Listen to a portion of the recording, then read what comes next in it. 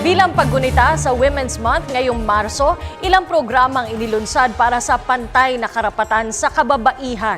Layo ng selebrasyon ng Women's Month ngayong taon na bigyang pugay ang kontribusyon ng kababaihan sa pagbabago sa bansa at sa buong mundo. Narito ang special report ni Sam Ramirez. Noon, kadalasan ang babae laging nasa bahay upang mag-alaga ng asawa at anak at maglinis ng bahay. Ngunit ngayon, dahil na din sa tawag ng pangangailangan, parehong ang babae at ang lalaki sa isang pamilya kinakailangan ng magtrabaho para masustentuhan ang pangangailangan ng pamilya. Ayon kay Philippine Commission on Person Remedios Ricken, bagamat parehong nagtatrabaho ang babae at lalaki sa pamilya, hindi pa din pantay ang hatian ng trabaho, lalo na pagdating sa bahay. Ang reklamo ng kababaihan sa Pilipinas, Filipino men are very good providers but they are not fathers. Kaya ngayon, pag tinanong ko naman yung mga lalaki, Sir, bakit kayo nagpapakami ng overtime kayo ng overtime?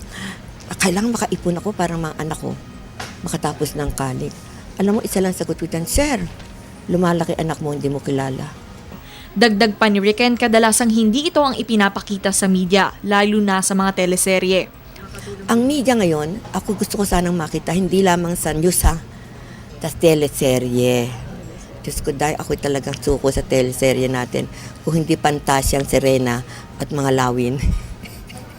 Ay mga babaeng sigawan na lang ng sigawan.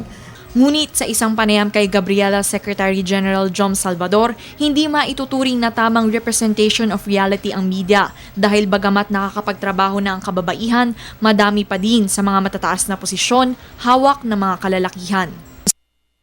May mga portrayals, for example, ng mga babaeng nagtatrabaho, mga babaeng OFW, babaeng CEO sa mga telenovela.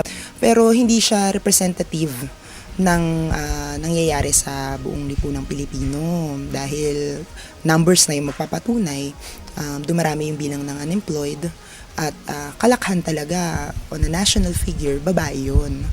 Upang makatulong na mawala ang diskriminasyon sa media laban sa kababaihan, pati na din sa lesbian, gay, bisexual at transgendered o LGBT community, gumawa ang Gender Equality Committee ng 3 libro na naglalaman ng guidelines at code of ethics na maaaring magsilbing gabay sa mga media practitioners at filmmakers.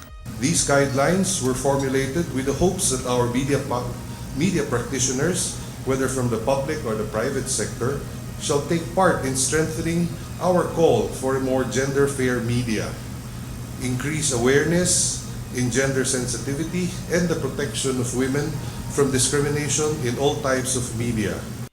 Hindi lamang sa media kundi sa pamilya, eskwelahan at iba pang institusyon, mag-uumpisa ang paglaban sa diskriminasyon at mahalagang habang bata pa lamang, maitama na kung paano tinitingnan ng lipunan ang babae at lalaki. Malaking bagay ang education, no? Malaking bagay ang media. You really have to open the consciousness raise the consciousness of teachers, of mothers. Kasi that's where the children begin having their ideas. Para sa Telebisyon ng Bayan, Sam Ramirez.